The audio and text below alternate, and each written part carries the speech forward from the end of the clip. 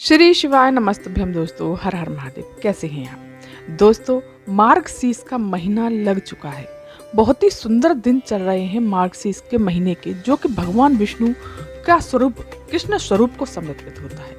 ये कुछ महीने भगवान विष्णु को भोलेनाथ को समर्पित होते हैं। मार्गशीर्ष के महीने का पहला सोमवार पड़ने जा रहा है, जो कि इस सोमवार को शिव सोमवार के नाम से जाना जाता है। दोस्तों, पूज्य गुरुदेव पंडित प्रदीप मिश्रा जी की कथा से सुनकर के आपके लिए मैं 4 उपाय लेकर के आई हूँ, जो कि शिव सोमवार के दिन आपको कर लेने हैं। या तो आप सुबह कर लीजिए, नहीं तो आप शाम को भी कर सकते हैं। दोस्तों, मात्र आपको एक दीपक का उपाय करना है। दीपक आपको सोमवार के दिन आपको शाम के समय पर, प्रदोष काल के समय पर जरूर लगाना है। चलिए दोस्तों, जानते हैं पहले उपाय की तरफ ही कि अगर आपकी कोई कामना है या आपका कोई कार्य है वो अटक रहा है, काफी समय से आप प्रयास कर रहे हैं और वो कार्य आपका पूरा ही नहीं हो रहा है, या कोई ऐसी फाइल है वो अटक रही है, वो भी आपकी कार्य अपना पूरा नहीं हो रहा है, बहुत दिन हो गए आपको प्रयास करते करते, तो आपको शाम के समय पर, प्रदोष काल के समय पर शिव मंदिर जाना है। शिव मंदिर जाकर के आपको एक दीपक लेना है, मिट्टी का ले लीजिए, और उस मिट्टी के दीपक में आपको लगानी है गोल बाती, और उसमें भर लेना है घी। घी भर लिया आपने, उसी में थोड़े से डालने हैं आपको काले तिल। काले तिल डाल करके आपको भोलेनाथ के शिव मंदिर में पहुंचना है। पहुंच करके भोलेनाथ के मंदिर के ही सामने, मंदिर के बाहर आपको तुमरुका जी का नाम लेकर के अपनी कामना को कहते हुए, जो कार्य आपका अटक रहा है उसको बोलते हुए, वो दीपक आपको वहीं पर रख देना है। उसके नीचे आपको काले तिल समर्पित करने हैं, काले तिल रखने हैं, और वो दीपक वहीं तुमरुका जी का नाम लेकर के प्रज्वलित कर देना है। दोस्तों, कैसा भी कार्य होगा आपका, वो आपका कार्य जरूर ही जरूर पूरा होगा। दोस्तों, चलिए अब जानते हैं दूसरा उपाय। दूसरा उपाय है कि अगर आपकी कोई मनोकामना है, मनोकामना के लिए ये उपाय बताया है। आपकी कोई विशेष मनोकामना है, मनोकामना आपकी किसी को भी लेकर के हो सकती है, आपके धन को लेकर के हो सकती है, किसी कार्य को लेकर के हो सकती है, बच्चों को लेकर के हो सकती है, या कोई भी कैसी भी वर्षों पुरानी मनोकामना भी हो ना, तो इस सोमवार को आपको ये उपाय करना है। आपको क्या करना है, एक बेलपत्री लेनी है। बेलपत्री बहुत ही प्यारी सी, सुंदर सी ले लीजिए। बेलपत्री खंडित नहीं होनी चाहिए। देखिए, ले लिया आपने बेलपत्री, और उसी के साथ में आपको ले लेना है लाल चंदन ले लीजिए, या फिर आप पीला चंदन ले लीजिए। इन दोनों चंदनों में से कोई सा भी चंदन आप ले लीजिए, और आपको एक लोटा भरना है तांबे का, कलश भर लीजिए, उसमें गंगा जल जरूर डालना। गंगा जल डाल लिया। इन तीनों चीजों को लेकर के दोस्तों, ये उपाय आपको शिव मंदिर में, शिवालय में ही करना है।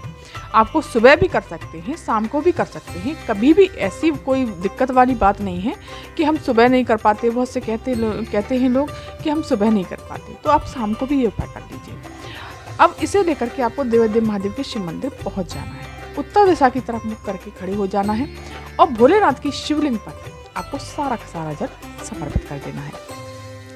फिर आपको क्या करना है, जो बेलपत्री ली है, जो कि उसकी नीचे की जो डंडी होती है, उसका डूंठ तोड़ देना है। डूंठ तोड़ करके आपको लाल चंदन हो या पीला चंदन हो, उसमें थोड़ा सा जल मिला करके आपको उसका थोड़ा पेस्ट बना लेना है। थोड़ा गाढ़ा गाढ़ा पेस्ट बनाना, पतला पेस्ट मत बनाना, गाढ़ा गाढ़ा पेस्ट बना लिया।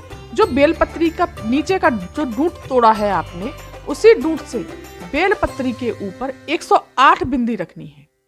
श्री शिवाय नमः मंत्र का जाप करते जाइए, या नमः शिवाय ओम, या ओम नमः शिवाय, या कोई भी मंत्र, भोलेनाथ का प्यारा सा मंत्र आपको अच्छा लगता हो, उस मंत्र का जाप करते हुए, अपनी कामना को कहते हुए 108 बिंदी उसी डूंठ से आपको उस बेलपत्री के ऊपर लगानी है। अब धीरे धीरे करके आपको ये बिंदी लगा देनी है। लगा दिया आपने।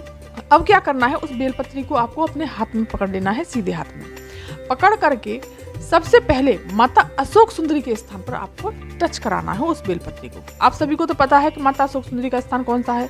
भोलेनाथ की पूरी शिवलिंग में भोलेनाथ का पूरा परिवार समाया हुआ है। जो भोलेनाथ की सबसे छोटी पुत्री है, भोलेनाथ सबसे ज्यादा प्यार उन अपनी छोटी पुत्री से ही करते हैं। माता अशोक सुंदरी के स्थान पर टच कराना है, फिर वहीं से बेलपत्र फिर उठाना है, और फिर माता रानी के हस्त कमल पर, जो प्यार से हम उसे कटी भाग बोलते हैं, वहां पर टच कराना है। माता रानी के स्थान पर टच करा करके फिर वही बेलपत्री फिर से उठानी है हमें, और भोलेनाथ की शिवलिंग पर अपनी कामना को कहते हुए समर्पित कर देनी है। और डंडी का भाग रखना है। जहाँ से जल नीचे की तरफ गिरता है उधर की तरफ आपको डंडी का भाग रखना है। दोस्तों, पूज्य गुरुदेव कहते हैं कि माता अशोक सुंदरी और माता पार्वती दोनों मिलकर के कहती हैं भोलेनाथ से कि भगवान इसकी ये कामना है, इसकी कामना को शीघ्र पूरा करिए। तो दोस्तों, आपको ये उपाय जरूर करना चाहिए, आपकी कामना को भोलेनाथ जरूर करेंगे। चलिए दोस्तों, जानते हैं तीसरा उपाय। मेरी आवाज को पहली बार सुन रहे हैं तो मेरे चैनल को सब्सक्राइब कर दीजिएगा, वीडियो को लाइक और कमेंट में श्री शिवाय नमस्ते हर हर महादेव जरूर लिखिएगा। चलिए जानते हैं दोस्तों तीसरा उपाय। दोस्तों, अगर आपके घर में झगड़े होते हैं, किसी न किसी बात पर कोई ना कोई छोटी बात होगी, छोटी मोटी बात होगी, उस पर भी झगड़ा हो जाता है। आए दिन किसी न किसी का मुंह फूला हुआ रहता है। पति पत्नी में बहुत झगड़े होते हैं, पति पत्नी में इतने झगड़े होते हैं कि बात तलाक तक पहुंच गई है। तो आपको बहुत ही सुंदर सा उपाय है। यह आपके परिवार में किसी से बन नहीं रही है, कोई ना कोई चिड़चिड़ करता रहता है, उसके लिए आपको ये उपाय जरूर करना चाहिए। आपको क्या करना है, एक नारियल लेना है, जो पानी वाला नारियल होता है उस नारियल को ले लेना है, सूखा वाला जूट वाला नारियल ले लिया। और आपको लेना है मौली मतलब लच्छा नाड़ा, किसी स्थान पर कलावा भी बोला जाता है। तो दोस्तों, वो ले लेना है आपको। जिस व्यक्ति में लड़ाई झगड़े होते हैं उस व्यक्ति का नाम और गोत्र बोलना है और उस नारियल के ऊपर वो कलावा लपेटते जाना है और पूरे घर में घूमते जाना है और श्री शिवाय नमस्ते मंत्र का जाप करते हुए आपको इस तरह से ये कार्य करना है।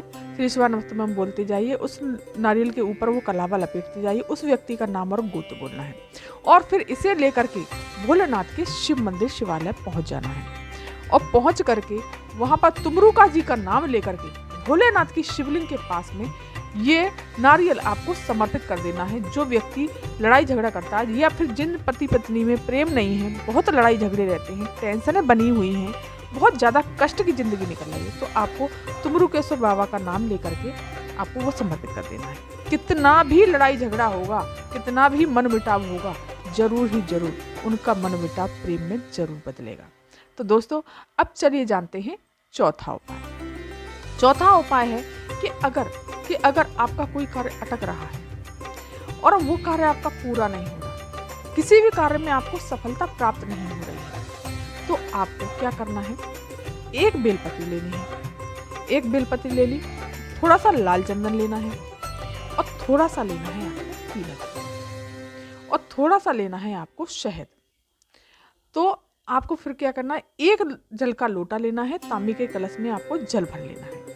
जल भर करके आपको ये तीनों चीजें आपको सीधे देवादेव महादेव के शिव मंदिर शिवालय में पहुंच जाना है। शिवालय पहुंच करके आपको क्या करना है, सबसे पहले भोलेनाथ की शिवलिंग पर आपको जल समर्पित कर देना है। श्री शिवाय नमस्ते मंत्र का जाप करते हुए सारा का सारा जल आपको समर्पित कर देना है। फिर आपको क्या करना है, जो बेलपत्री ली है तो पहले तो आपको लाल रंग का, पूज्य गुरुदेव ने कहा है कि ये तीनों पत्तियां ब्रह्मा विष्णु महेश का प्रतीक है।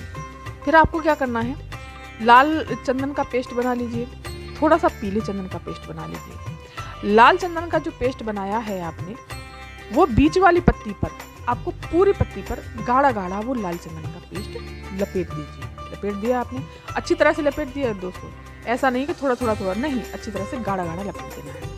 अब पीले चंदन का जो पेस्ट बनाया है उसे भी आपको गाढ़ा गाढ़ा दोनों साइड वाली पत्तियों पर आपको श्री शिवाय नमस्ते मंत्र का जाप करते हुए अपनी कामना को कहते हुए, जो सफलता प्राप्त नहीं हो रही है उसके बारे में बोलते हुए दोनों पत्तियों पर ये पीला चंदन भी आपको लपेट देना है। अब बचता है शहद।